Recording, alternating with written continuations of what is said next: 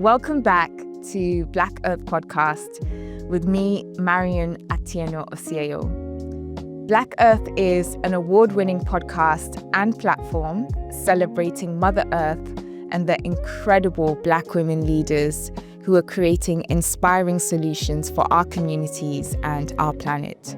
In 2020, I dreamt of a place and a space where we could come together in joy to share our love for Earth and also to uplift and acknowledge the incredible work that Black women were doing when it came to taking care of our planet. Black Earth has become that place and space, and it's been my deepest joy and my deepest honor to be able to create and steward this platform alongside the most inspiring and dedicated group of creators, Shanice, Elliot, and Kaz. Thank you so much. Over the past 5 months, we have been sharing our latest season of Black Earth Podcast, which was all about just and joyful transitions. And we had a chance to meet with some really inspiring leaders who are working on the most important issues of our time, whether it's seed sovereignty in Africa, extreme heat resilience, clean air, reparations, radical futures in America, and so much more. And outside of the podcast, we've also had a chance to collaborate with our guests, with platforms and campaigns and other organizations to be able to bring real life change and real life action on some of the issues that we cover in this podcast. So thank you also to our collaborators. As we close this season, I wanted to share with you a highlight of our conversations from season 4. And 3 themes keep coming up. One is our relationship with our bodies and our rest, our relationship with time, and our relationship with other living beings. So I hope you enjoy this summary and highlight episode, and make sure that you are connected with us on Instagram and LinkedIn at Black Earth Podcast, because we will be sharing more activities and opportunities and collaborations leading up to our next season, season 5, which will come out later this year. And last but not least, I want to thank our funding partner, Synchronicity Earth. You have made this season possible with your financial support, but also championing us behind closed doors and really amplifying this platform in spaces and places that we'd only dreamed of. So thank you so much. And I look forward to seeing all of you offline, online, and in the next season of Black Earth.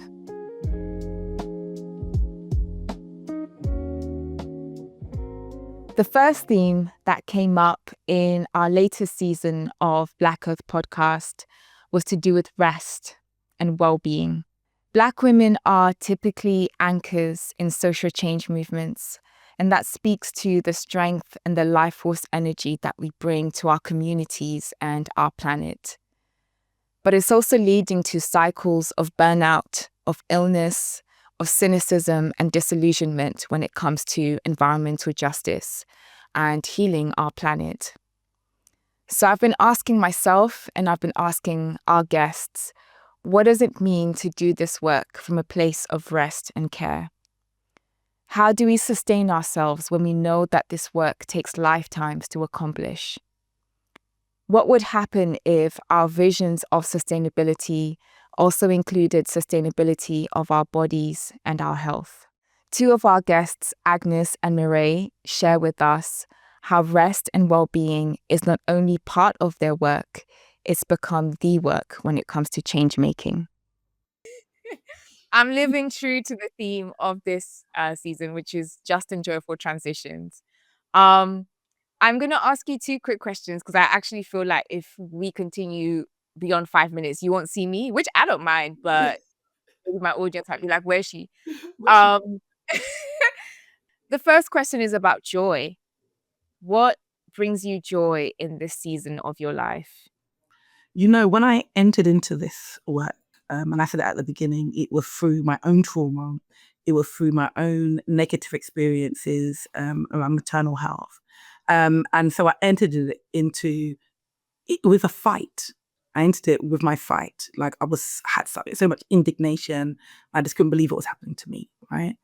But now I would say, my son was born in 2018. It's 2025. Now I'm like, no, I don't have to be fighting every single second. I am allowed to have joy, right? And I'm allowed to also support others to have joy. And so what's bringing me joy right now, recently, it was my birthday Yeah. in June. So that was, it was my birthday. My birthday's in June.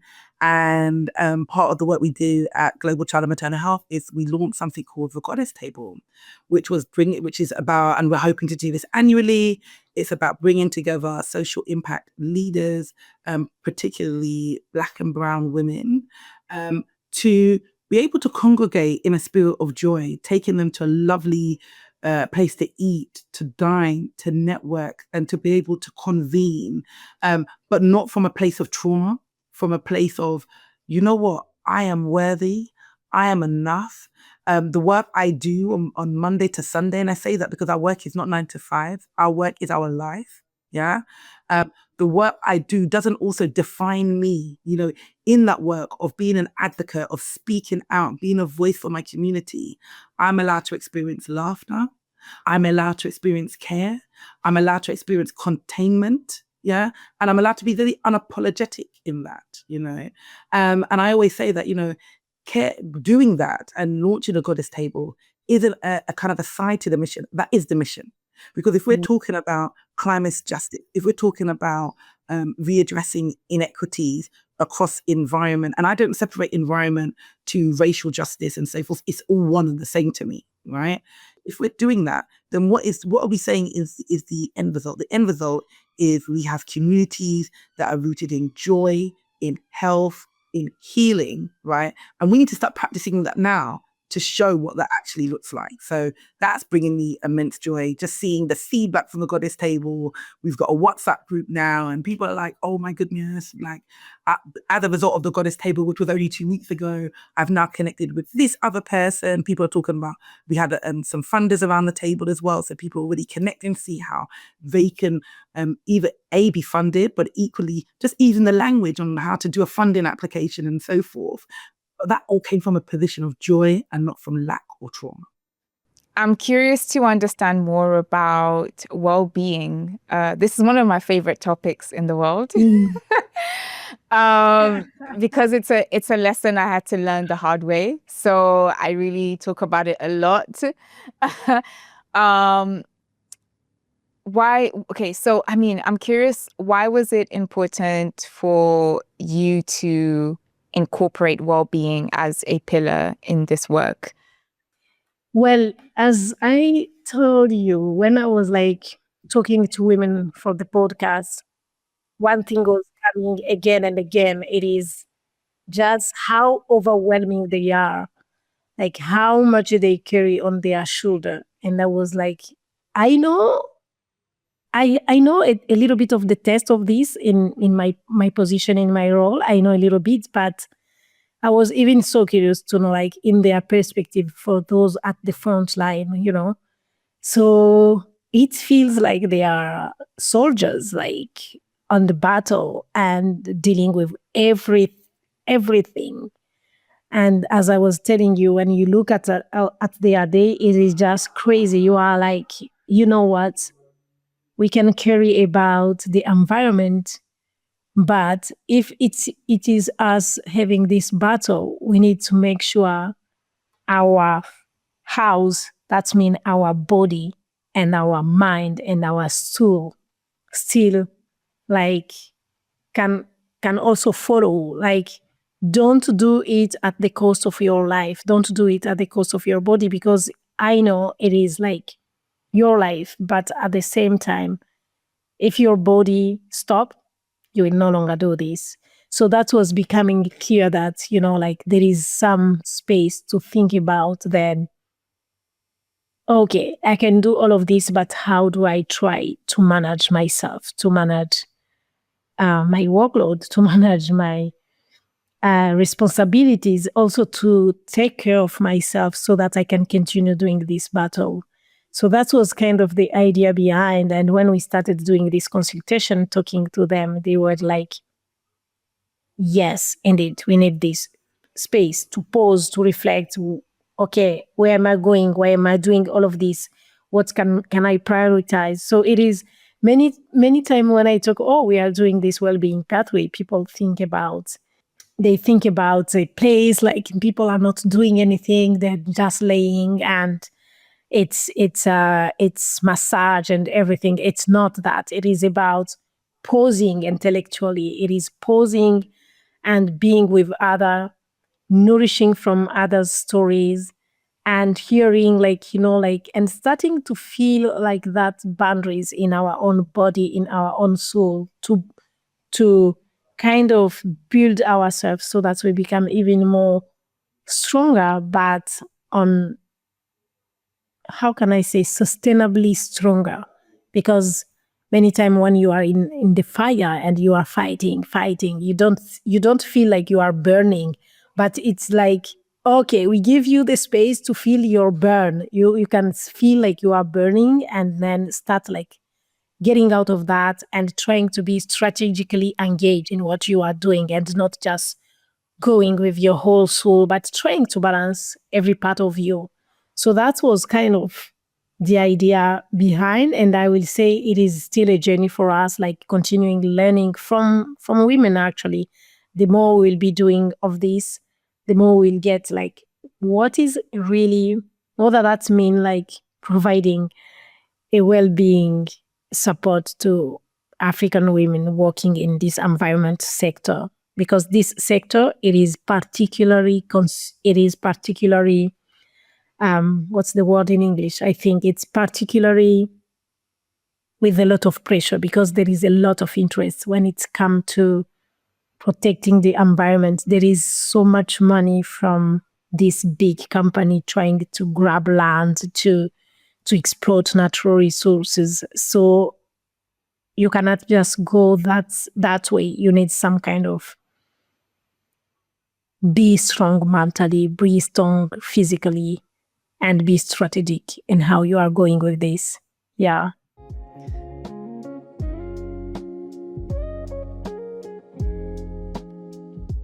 So, our second theme that came up in our latest season of Black Earth podcast has been about our relationship with other living beings.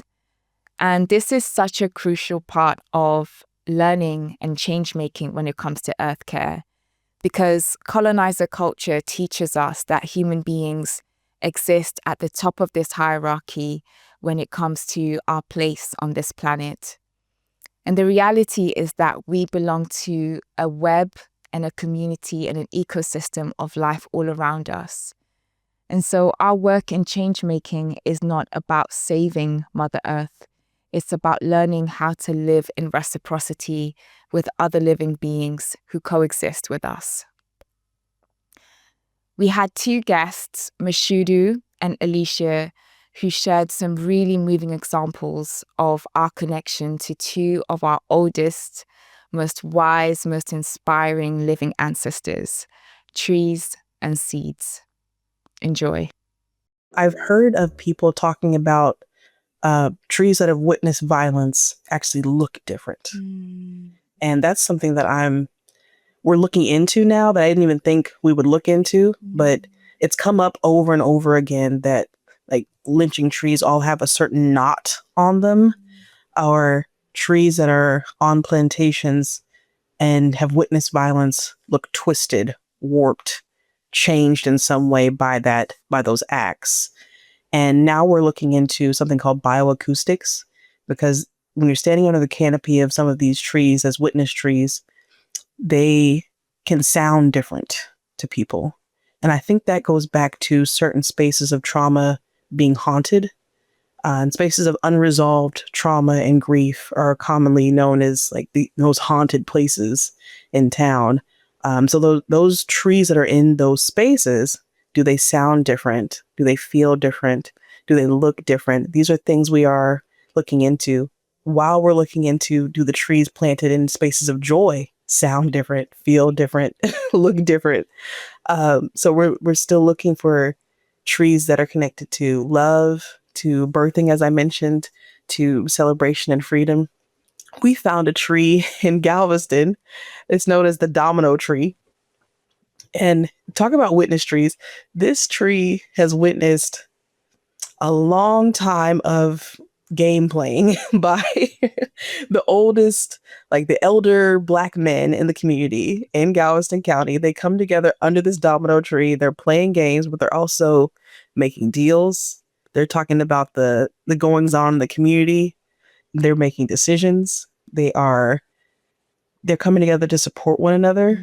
And the roasting, the joy, all of it's wrapped in under that tree. And that's one of my favorite trees in Galveston now. We literally were there touring and got to see men playing dominoes up under this tree. And it just really brought such joy to my heart that after all these years, this is still a space where people can come and just, as Black men, as challenging as it is to be a Black man in this country in the United States, that it's getting more and more rare for them to even experience that joy of old age and retirement and experiencing the fruits of their labor after working so hard. To see Black men as elders experiencing joy and peace underneath a tree, man, it just gives me a lot of joy. It is. It's so So joyful. it is. So I see witness trees as not just witnesses to pain, but witnesses to immense joy as well. Yeah. And I think when I hear you speak, there's two parts to that, right? There's bearing witness in the sense of these trees have not only seen aspects of our histories as Black people that are deeply painful, deeply violent, deeply horrific, but they're also bearing witness because they're alive and they exist and they are living beings. And I think that's one of the core principles of the colonial worldview, is that outside of human beings, nothing else is living, right? And so the act of bearing witness, a tree to bear witness, is also to remember that these trees are living just like us and coexisting with us through these moments. I find it deeply moving when you spoke about, I forgot the species of the tree that grew back after 1921. The hackberry trees. The hackberry yes. trees. I think in our community, we speak a lot about trauma across generations. And, there's so much research now around epigenetics and how, trauma can be passed through DNA. And I think having a worldview that also includes other living beings who have not only witnessed the traumas that we've been through, but also been part of the traumas, right? They've also been survivors of that violence, and it's written in their bodies and the way they've reemerged. Absolutely. And it's such a challenging topic for me. Not challenging as in just challenging because there's so much in my body that is trying to process the truth that, I guess, it's remembering what Black Americans have been through and Indigenous Americans have been through. And it's also remembering that all of this violence and traumas has happened in the body, right? It's happened in the body. We speak a lot about structural racism and the ways that has manifested in the institutions and the policies that exist, but it's also the first sight of violence happened in the body. And I think when I sit with your work and with the project, being able to process that other living beings were also part of this is, it deeply saddens me.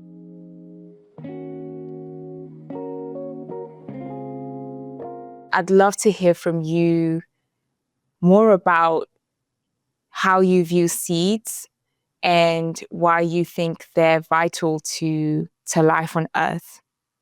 Thank you so much, Marion. As somebody who is working with the communities, I have learned that seed is not just something that you just grow and save, but it's something that is very sacred to many of the communities that I am working with.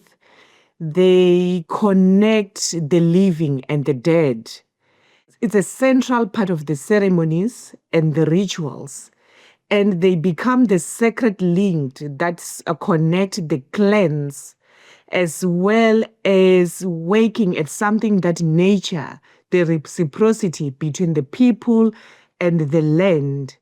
In many cases, especially from the vendor culture where I come from, so at the beginning of each season, we perform the rituals to ask for the rain as well as to bless the seed. And these are the blessings that are meant to protect the seed from the natural disaster and the pest. And this also helps to ensure the fruitful harvest and the health of the clan, as well as providing the elements that are also provided by the earth. When I mean providing the elements, when we receive rain, obviously the river will be flowing, as well as the soil will be like having good life. And then these also help us as the new generation to continue carrying these seeds, because this is our identity. And the food that I will say that I'm eating today, it's deeply rooted to the seed that have been passed on by my grandmother, my grandfather. As I have been working with the community, I've learned that seeds, it's not just something that we nourish our body with, but it becomes the vessel of the heritage and then also the memory, as well as something that carries the continuity. Like we can describe seeds in many ways when I'm referring to the word continuity. Wow, that's so powerful.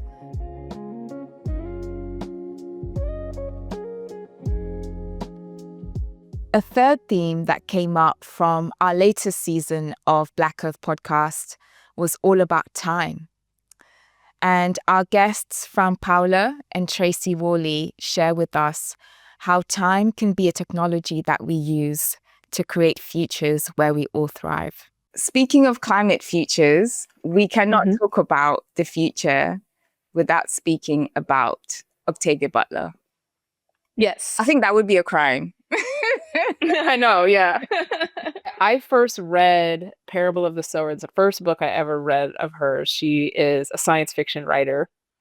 And I read her work way before I ever was interested in design or foresight or futuring. But, Octavia Butler, who is this Black woman from Pasadena, science fiction writer, she got so much right about climate collapse, about water scarcity, gated communities. She even had a character who was running for president in Parable of the Sower that was running on a platform called Make America Great Again. And she wrote that in 1998. Much of Parable of the Sower she was writing and conceptualizing in the 1980s. I mean, and this is the kind of hit rate that professional foresight practitioners would kill for. But she had a method. She named it in her her notebooks, which are held at a library in Southern California. But she called her method histofuturism. And it was an approach where she said you study historical power patterns of power and survival, and then kind of extrapolate from there. So it's like bringing the history and the present and the future all together. So while many other science fiction writers in her field were writing about these shiny chrome futures with flying cars and, I don't know, robot butlers or robots gone wild, she was actually tracking how our system might collapse and like who would pay the price. Looking at her archives, I'm really seeing like what it takes to have a different kind of point of view, um, and to hold on to it. I think the accuracy of all those things she predicted, it came from her position, like seeing what she could see as a working class Black woman living in Southern California. And I think that Black women have just been practicing that kind of futures work for generations, like just out of necessity. Like we know how to anticipate harm. We know how to adapt in real time. And I think adaptation is a big part of the novel. And we know how to build continuity through collapse. And that is foresight work. That's the kind of foresight work that I want to practice. So I feel like she's just like a beacon at this time where I am trying to find my foothold in futures and foresight. I'm curious to understand why people of Quilombola territories have been able to take care of biodiversity so well. Você mencionou que os quilombolas mantiveram os meios de vida até hoje e ela comentou que existem estudos que mostram que os quilombolas apresentam um dos maiores índices de saúde da biodiversidade na América do Sul. E aí ela pergunta o que você acha, por que você acha que os povos dos territórios quilombolas têm conseguido cuidar tão bem da biodiversidade? Porque a nossa relação com a biodiversidade não é uma relação capitalista do consumo, da exploração. Because it's not a capitalism consumption way of life, this relationship. É uma relação da convivência, né, e também da conservação, né? Sabemos da importância, né, da biodiversidade, seja vegetal, seja animal, para a sobrevivência humana e do planeta, né? Because they understand that it's a harmonic relationship with biodiversity, not only vegetable biodiversity, but also animal biodiversity. So they understand that in their relationship with nature. Desde o período colonial, os quilombos sempre sofreram perseguições, ameaças, e até os dias atuais. E conservar o nosso território também é uma resposta a essa violência, né? E para manter a nossa vida, né, como uma resistência também. Since the colonial times, but also seen to these days, Quilombo territories, they suffered persecutions. So to maintain this way of life is also to resist these persecutions.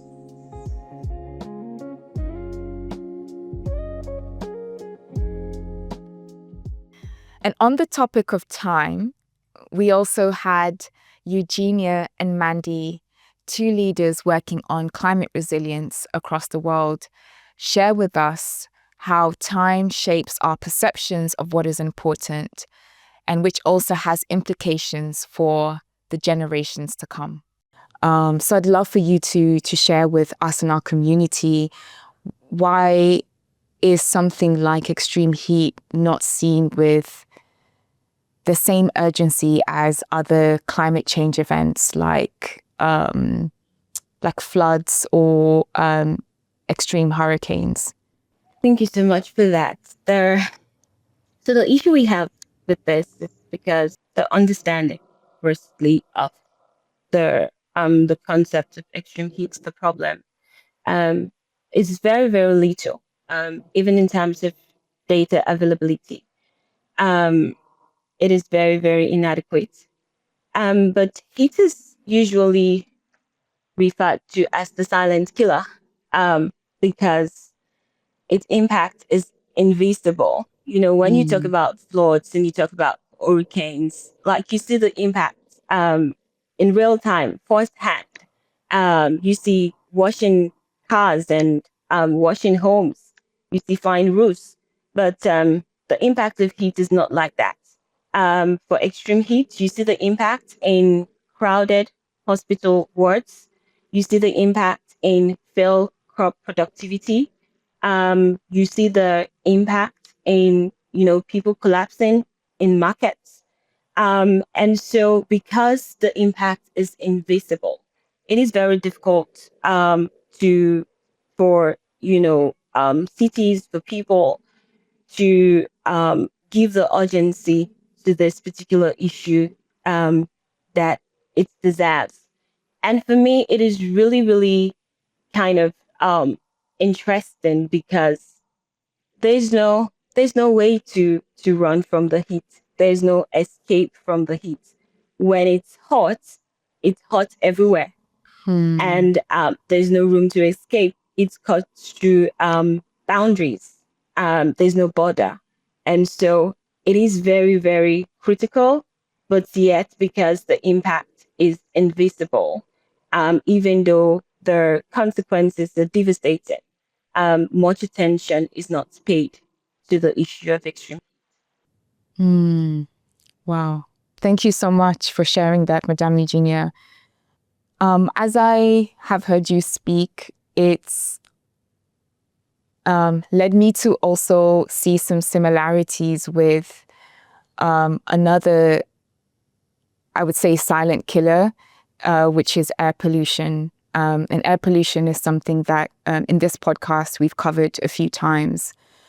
And I think these issues that have gradual impacts over time, like these climate change impacts over time, they are much harder to understand or assess, as you've said, because the impacts happen over a long period of time.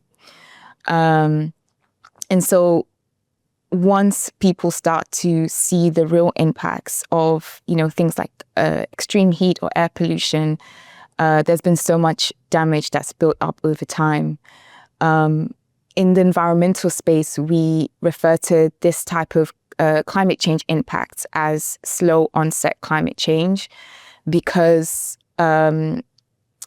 unlike events like hurricanes or extreme flooding, which are very rapid and they happen instantly, climate change impacts like air pollution and extreme heat usually happen over years or build up over years or decades, which then mean that the impacts are much more complex, much deeper, and sometimes harder to detect.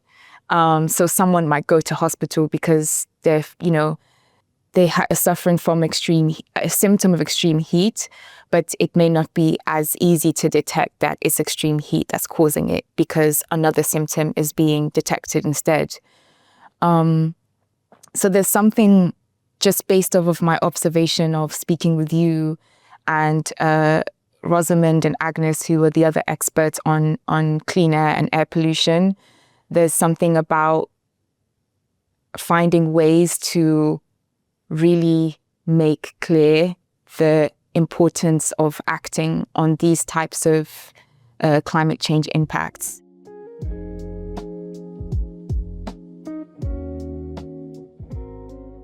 I want to speak to you about Black women entrepreneurs, right? What is the data telling us about, Black women entrepreneurs in this space? What are some of the barriers they face in being able to access the opportunities and the resources that you've just mentioned to be able to be not just business owners, but leaders in the solutions that we need? We need a whole separate session for just that conversation, in my opinion. Yeah. So I'll give you my take on it because the data isn't vast. In all honesty, when it comes to anything gender, race for climate, gender is now picking up, but it's extremely slim. Extremely slim. There isn't loads of information out there talking about, how much capital goes to this person, that person, and it's changed over the years. I think in 2019 or 2020, generally, not climate lens, but Black women raised about 0.006% or 0.06% of funding for VCs, right? In and the that UK? that was globally, I believe. Oh, wow. Yeah, I mean, I can definitely let's fact check that, but Yeah. it's either globally or definitely in the US.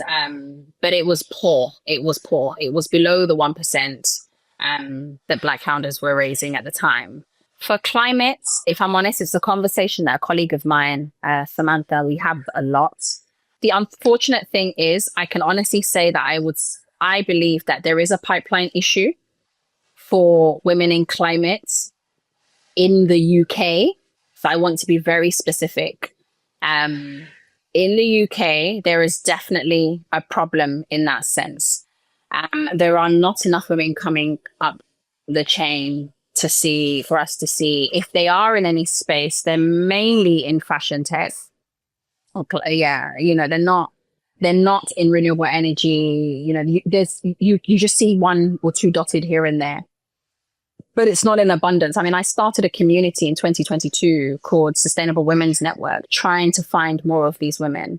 And there aren't loads at all. In fact, the lowest two demographics were South Asian and Black women within the community. And I think that's for a number of many different reasons.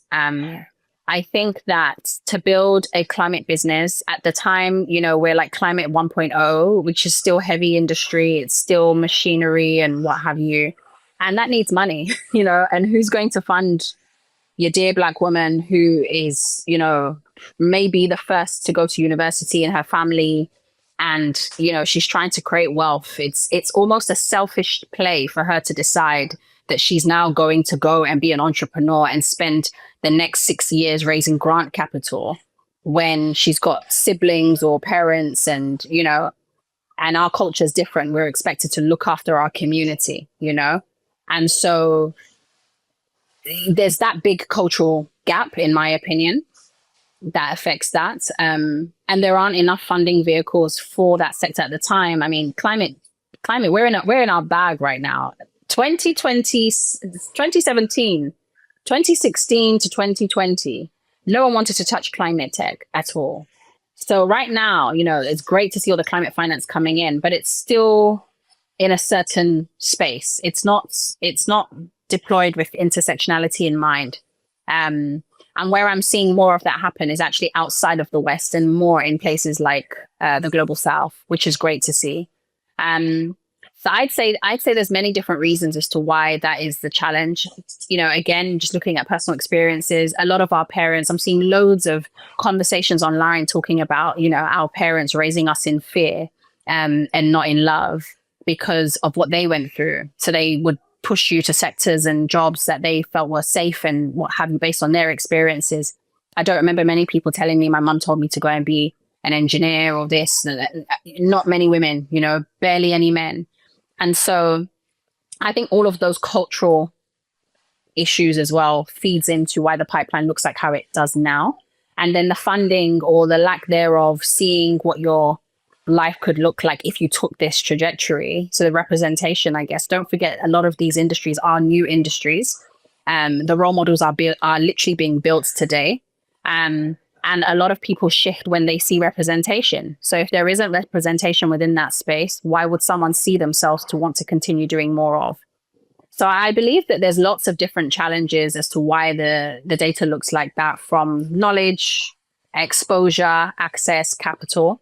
And I think it really needs someone to go down the value chain and start working with young girls, really young girls from schools, to see themselves as innovators and to see the opportunities that can exist in this green and blue economy sectors.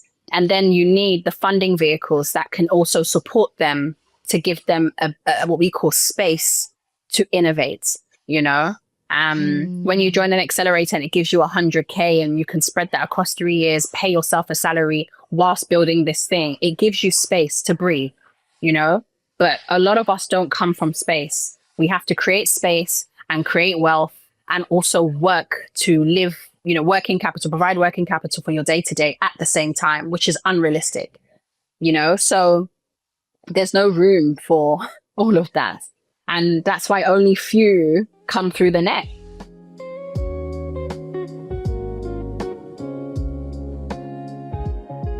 We'll be back later this year with season 5 of Black Earth Podcast. Let us know who you'd like on this podcast. Also, put your name forward. You can go to our website at blackearthpodcast.com and contact us there. Don't forget to subscribe to our podcast wherever you listen to your favorite podcast, and make sure that you are following us on Instagram and LinkedIn at Black Earth Podcast, because we'll be sharing more activities and launches and events over the coming year on all things Black Earth and Earth Care. So in the meantime, I hope that you stay well, be well, take care of yourselves, and take care of Mother Nature. Bye.